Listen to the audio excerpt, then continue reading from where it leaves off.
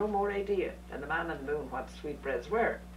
So I says, he put a big pan on the scale and then he got a piece of clean paper, put it on, and he stooped underneath the counter and he brought up something and threw it on. And I thought it was some junk that he was throwing out. It looked to me like the insides of a chicken.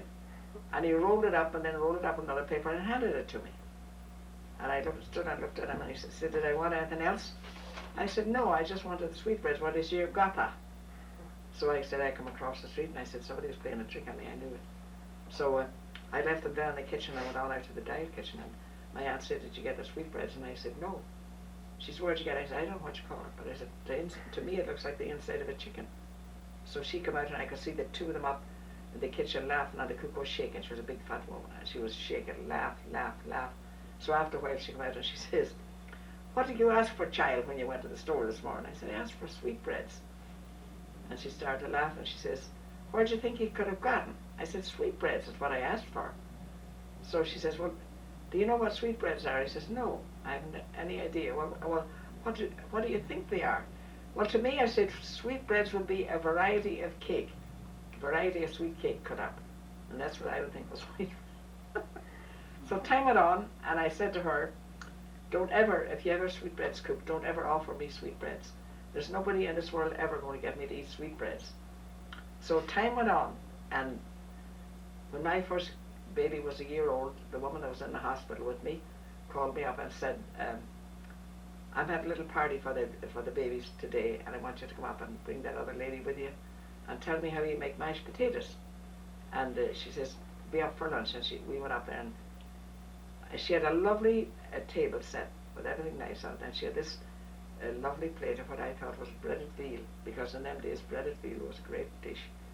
And after we were all through eating and everybody enjoyed their meals, the other woman spoke up and she said, them potatoes are delightful, the nicest mashed potatoes I ever eat. She said, what do you give it in them? So she went on to tell her she put butter in that, and she said, oh, it was Miss Kelly told me how to make them and that. And they were very nice, and I said, well, potatoes are all right. Potatoes taste to me the same all the time, but I sure enjoyed your veal steaks. And she said, that wasn't veal steaks, that was sweetbread. Whew. But anyway, to return to the days at the North Chicago Hospital, we were only a little ways from the park, and we used to go down there. We had all kinds of fun, and we had everything we wanted to eat and everything like that. But I still thought that I'd like to move out of there and go to this nice place where all these nice people were, where I could get to use these nice dishes. And I got to know a lot of people, and the girls that was there at the hospital, their brothers and their cousins, and we used to go out a lot and go to dances and everything. So I thought, oh no, I'd like to do this. So I knew a lady and I knew a girl that left there, and she went to work for what they called the private families, a nice home with nice people and everything like that, and she liked it very much. She says the only thing about it is that you're not through as early, and you don't have near as much time off for yourself. I said, well, I can get along without that anyhow. So one day I told them I was going to leave, and oh no, why and what, and did I want more money and what, and I said no, I didn't want more money, but I want a little more experience in some other things to do. So boy, it wasn't very long till this lovely lady applied for me, and I went to work for her. She was just herself and her daughter and another lady, and a beautiful home, and everything, and they eat of the best and everything like that, and they wanted a table just so, and there's several kinds of dishes that you had to know when to put them on and when to take them off, and they had finger bowls and they had everything. So I thought, well, that's just for me now. That beautiful linen, and she had a cook, and then I was the second girl, and then she had a waitress and a laundress. No, she had a cook and me, and she had a laundress, and then she had a gardener. She had all these people. So I stayed there for a couple of years, and then, well, the war was on then. The war was bad, getting worse. And then they were World War One. Then the factories were putting on women, and so I thought about that for a while, and then I finally left there and went to work at the Western Electric. It was very, very nice. We sat at a nice desk all day, making these coils for the telephone company. You start at 7:30 in the morning, but you're through and out there at 4 in the afternoon, no Saturday work. Worked there for a good while then. My aunt took me around visiting her friends, and out on the west side and here and there, and so yeah, there was a fellow by the name of Steve Kelly from Bella Valley. And I knew he was out there, but I never met him. But I met his brother John. He used to stay with Aunt Mary. And so he had a brother, Peter, that was married. And Peter used to stay with Aunt Mary, and they were all great friends together. But Aunt Mary got a sore leg, and this Kate Kelly, my husband's aunt, she wanted to get over to the west side to see her and see how she was. So she asked Steve to drive her over there.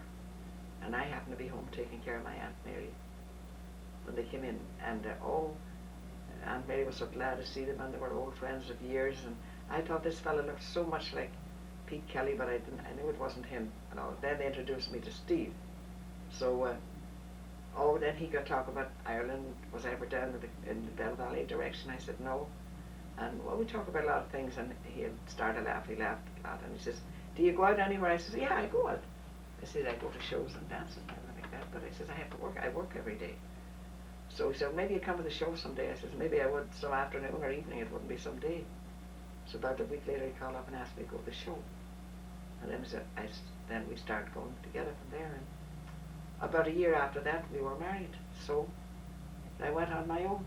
And it's a short life, but it's a happy life and a lot of pleasure. Where did you live when you first got married? Oh, we lived on right on near Belmont Avenue, a little place there, and then we got this place up on Irving Park, and we lived there nearly all. We lived there ever since. Neighborhoods changed, and people came and people went, and neighborhoods changed. But I liked it. I still like it. I'm still there. And what aunts were here when you got here? my Aunt Mary, she was married. She was here for many, many years in America. She made a couple of trips home. And she was married, and she had just one boy that lived. And she was living on the west side, she and her husband, and she always kept a couple of boarders. My brother John stayed with her for a while. Pete Matthews, fellow from Clanchagora, he stayed with her for a while. She always had somebody. And so I stayed with her. And then whenever we'd have days off of that, we made that our home. Was she your mother's sister? She was my mother's sister. My father's sister lived on the north side, but she was a much older lady. And who was Aunt Alice? She was my mother's sister that came out from Ireland and worked here for several years. She and her husband, and they went back. They went to live in. They went back to Ireland to their home, and they were back there for 5 or 6 years. My Aunt Mary went home to visit, and she talked them into coming back to America, and they did. And so they got their own little place out here, and they're both buried out. They died, and they're both buried out here. Did your brother John meet his wife out? No, here in America. She was a Swedish American. She was a beautiful girl. They got married. They had 4 nice children, 3 girls and a boy. And when the youngest girl was a year old, the mother died. And he never married anybody. He got a housekeeper and brought them up. He made several trips back to Ireland before he died. And but I was 50 years here before I went back. And I had my own children, 10, and they were all raised up and everything like that. And then my husband died, and of course I had my oldest boy died when he was 6 years old. He died with diphtheria. The doctors, there was no such a thing as shots or antitoxin in them days at all. And he got this diphtheria, and it just choked him before he could get relief. He died, and but I had all the others. So when they were all grown up and everything like that, and I had one little boy that was crippled. He was all right till he was 6 years old, and then he couldn't walk anymore. And we had him to specialists and everything, but no good. But he lived till he was 26, but he finally died. And Patsy was with me. She was the baby, and she was with me, and she was she graduated, and then she went into nurses training. Out. Maybe we better quit.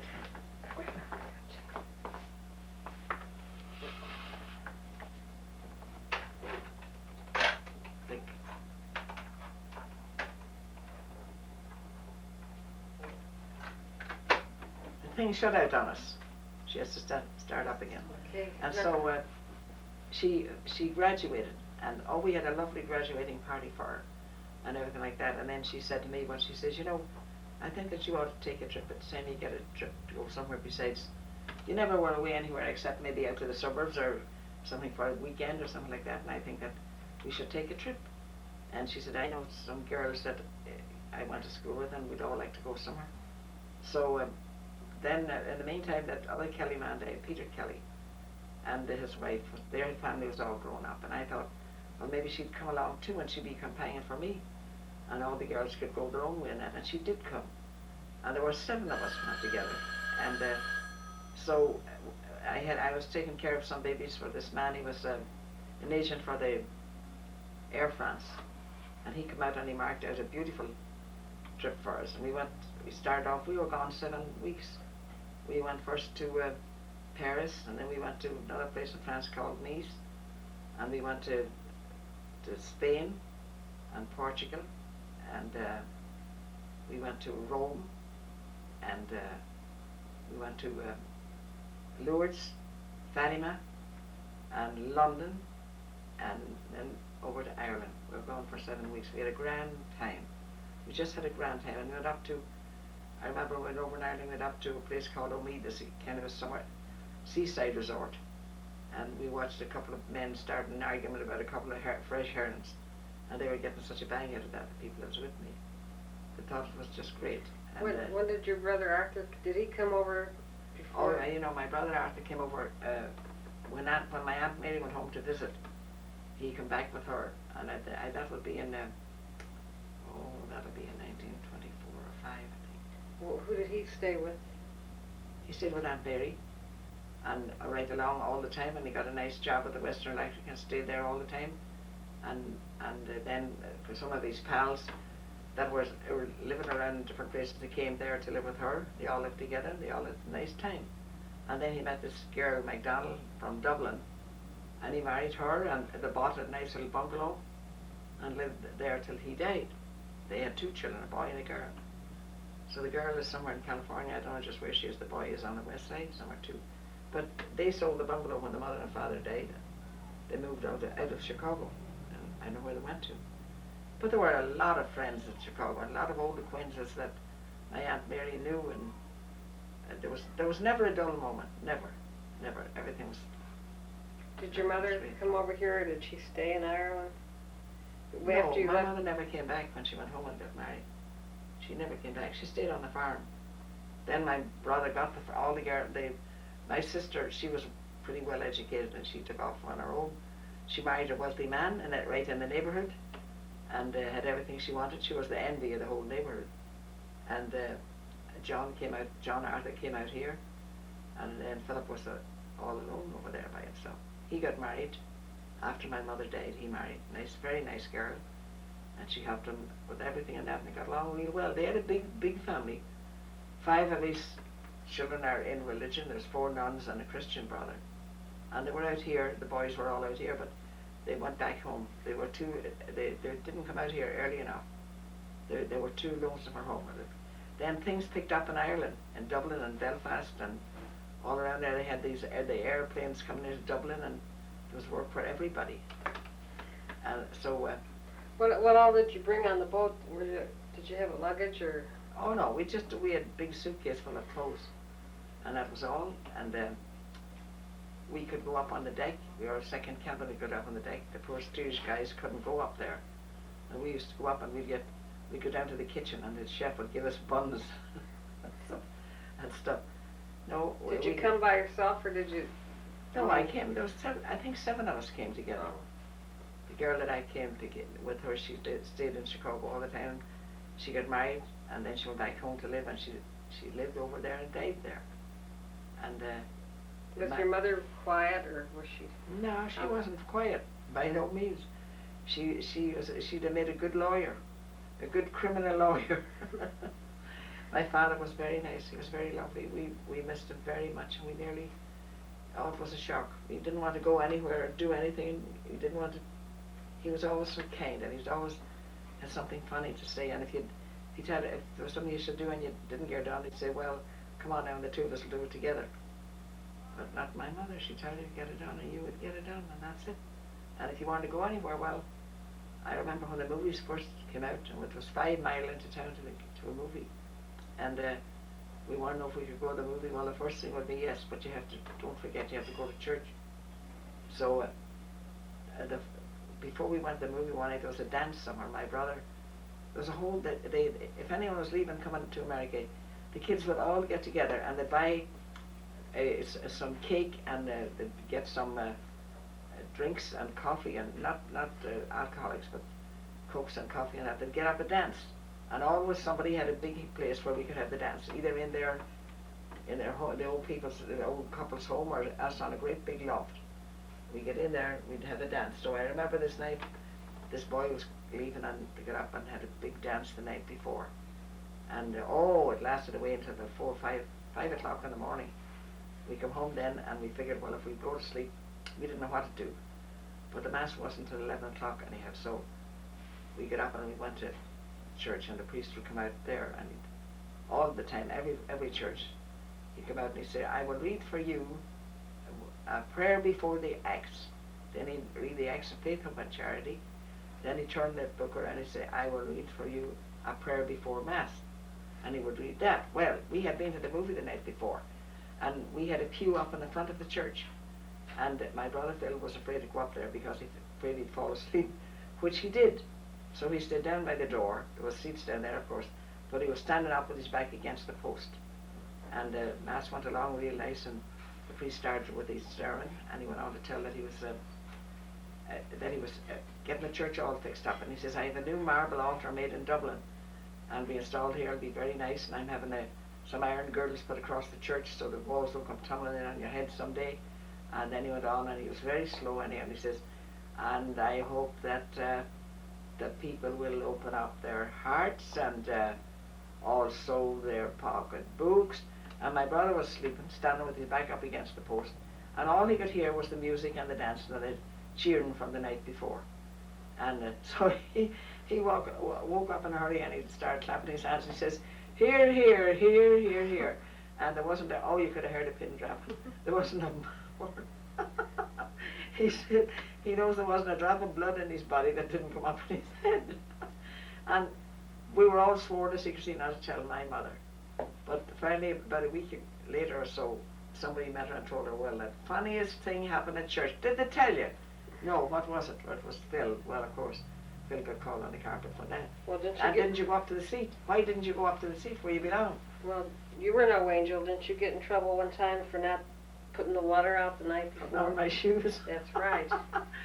Yeah, we could. She would let us go. She let us go to these places, but with an understanding that there was this or that to do when we got back.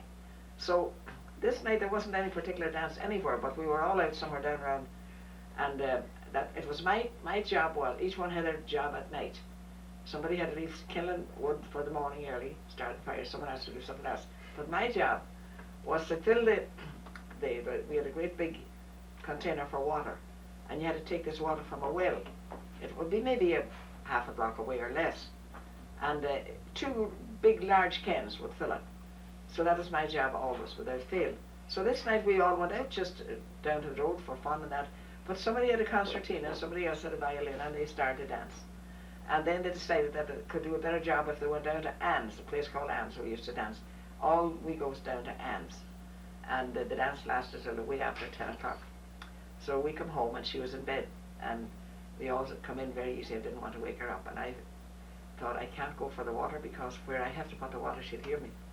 So I thought I'd get up early in the morning. So we all went to bed, and I got up early in the morning. It was about 6:30, and there was a white frost on the ground, and I couldn't go for my shoes because she'd hear me. So I thought, well, it's no distance away to the well in here. So I'll run over and get the water, and I was barefoot. I had nothing on my feet, and I didn't think I'd meet anybody. Nobody was out.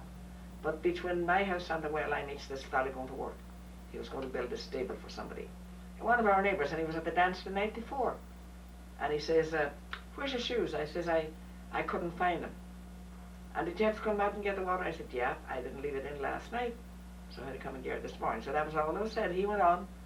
I got the water and put it into the container where it was supposed to be, and everything was okay. We got up and had our breakfast, and everyone wanted to do their chores, and nothing was said about the water. So I thought, now that's a good idea. I can do that any time that I forget to bring the water in. So the following Thursday, several days later, was a market day in town, and my mother was in town, and she meets this neighbour woman, and there was no telephones around, so you couldn't call anybody. And the neighbour woman sails all into her about putting me out in the morning so early on the snow without my shoes to take in water. And what was them two lazy boys doing? And that's a terrible thing. And if her father knew that you would do that and all that, and my mother says, well, I just don't know what you're talking about. Oh, darn well you know what I'm talking about. Paddy Conley met Lizzie going to the well for water and she had no shoes. Oh, did I get it? I said, well, I forgot to leave in the water. Yeah, but you didn't forget to go dancing. Well, everybody else was going. I said I couldn't be an odd fish. So I always used to have lots of fun. But this, my brother John, he couldn't stay out of mischief. He was always either, you know, looking in at somebody's window or tying the door on the Halloween night, tying the doors with a string so they couldn't get out, or changing gates. The neighbours used to be fighting. They'd take the gate and carry it maybe 2 blocks and put it up on somebody else's. So take that gate and put it up there. But anyway, when this compulsory education came out and he had to go back to school, well, he chose this other school. It was about 2.5 miles away. And he and another boy used to go over there. It was a good school and a good teacher and everything, but he couldn't leave a cat alone. He saw a cat, he had to throw a stone at the cat. And this old lady, she lived between our house and the school, and she knew everybody knew everybody else over there for miles. So she knew who he was. She knew he was one of the McKeowns. And my brother Phil was entirely different. And whenever Phil would be out with the cart or anything and she'd be on the road, he'd say, oh, come on and have a ride in the cart. And he'd maybe stop if there was oranges or anything for sale. He'd buy her an orange or buy her something. And she was very fond of him. But the two boys looked very much alike. And you couldn't tell the difference unless you saw the two of them together. And so John, she had it in for him. And she'd come round, she'd say, she had a tooth in her head, and she'd say, now I'll get a hold of you, could you go to buy it one of these days? I'll get hold of you, could you go to buy it? So she had it in for him anyhow. So, but one day he was coming from school or somewhere and she was coming meeting him. And there was no way he could escape. He just thought he'd better come on, face the music. So she come up to him and she says, well, she didn't want to say anything to Phil because he was always good to her. So she says, hey, is it you or your brother I have? And he says, it's me brother. Oh, well, she says, you're not the one I want. Did you ever get to meet, did you know your mother-in-law, or? No, I never met my mother. And how many brothers and sisters did Steve have? He had 2 brothers and he had 3 sisters. What, do you remember their names? Yeah, there was Mary, Helen and Annie. I met Annie out here, but I never met Mary or Helen. Mary stayed back in Ireland, got married and raised a family, and her family came out here. Some of them, not all of them. There was one boy came to Chicago, I don't know where the rest went to, but I never got to meet them. But when I was home, we took that trip home, I met her married son and daughter-in-law that lives in the house. Very nice couple, they're still there. And lots of them relatives that stayed over there. Then things picked up in Ireland, and the Americans were going over there and opening up places and businesses over there, and the people got work over there, and they just stayed there. Now I have a nephew here in Chicago that had a bunch of lovely children, and he was always heard so much about Ireland. He went over and he bought himself a nice house in Cork, beautiful house, and he moved the family. He had 14 children, he moved 11 of them over with him. The other ones were all in business, or they were all grown up and they didn't want to go. They had their own homes here. And then youngsters grew up, the ones that weren't fully grown, and went to school over there, and they wouldn't come back here. They'd come over to visit, but they wouldn't come back to live. So after a while he came back, he was a doctor and had a clinic and everything, and he come back here. He's here now, but when he retires he's come back there. He lived in a place called Enniskeane in County Cork, and he'll be back there living. But he's right here in Chicago. We see him all the time. And but it was a really pleasant, jolly life. I enjoyed it in Ireland. We had to work hard, of course. Well, everybody did. We weren't the only ones. Everybody did. But most of the other families, their father lived, and these people that I met here now, the Clarks and all of these, their father was still living, working on the farm. They're all farmers. But we had fun. It takes so little to give us a lot of fun and good time. In the summertime it was just beautiful, beautiful. Do you think you'd ever like to go back there and stay? Not to stay, no. Yeah. Not now. Nobody's there. Nobody of my age is living but just one woman. And I suppose she's like me. Who's she? Matthews. Her name is Matt. Her name now I think is Morgan. She got married. But there's oodles. I got lots of nephews and nieces. I got 2 nephews in Dublin, and they're in the jewellery business, import, export. And then I got another nephew, he's a Christian brother, and he's teaching school in Dublin. And I got 2 nuns in Downpatrick, the convent of Mercy, and I got a nun there. There was a nun, another niece of mine, a nun out here. She came out here, and then she stayed in Alabama for a while. But then she'll be a long time in the Order of Mercy they sent after, and now she's got charge of someplace in Lorcan, back in Ireland, in Lorcan. And I got lots and lots of cousins over there. Why don't you tell us that story Nephews, about the nieces. night of the garter? That was another thing. The movie opened up in town, and of course we wanted to go to the movie. Oh, we wanted to go to the movie, and it was on a Saturday. So we drew straws about who would go in and ask my mother, let's go, of all places to Newry at that hour of the night. It was a crime, it was unheard of, and it was everything else. And anyhow, we thought we'd go in and try it. We didn't ask her. She wasn't quite as bad as we thought she'd be. She says, go to the movie. What do you want to go to the movie for? On a Saturday night? Well, how many's going? Well, there's 8 or 9 of us going. Would like to go. And they're all going. And why couldn't we go on that? Well, she decided to let us go, but don't forget you have to go to church in the morning. Oh yeah, we knew that. Well, we went down to the movie, and the movie was out about 8 o'clock or so. It wasn't very long. But we had to walk that 5-mile home, up that long road home. And it was a beautiful moonlight night. And there was a bunch of boys, I think there was 5 or 6 boys, and the same amount of girls. And we had a lot of fun, and we caught up. We were about a mile out of Newry. We caught up with a fellow that was coming home, had been in Newry, and had all that he could drink. And he was walking up the sidewalk, and he was staggered, he was drunk. Well, we thought, that's great. We'll keep behind him now. We have a lot of fun. And every lamppost he would come to, he'd shake his fist at the lamppost and give it a lecture, then give it a bang, and then he'd start off again. He'd come to the next lamppost. So we just kept behind him. It was a lot of fun for us. So then, coming meeting him was a man on a bicycle. And in them days, any kind of a cycle was a novelty. And to tap things off and make them a lot worse, this cyclist was an Englishman.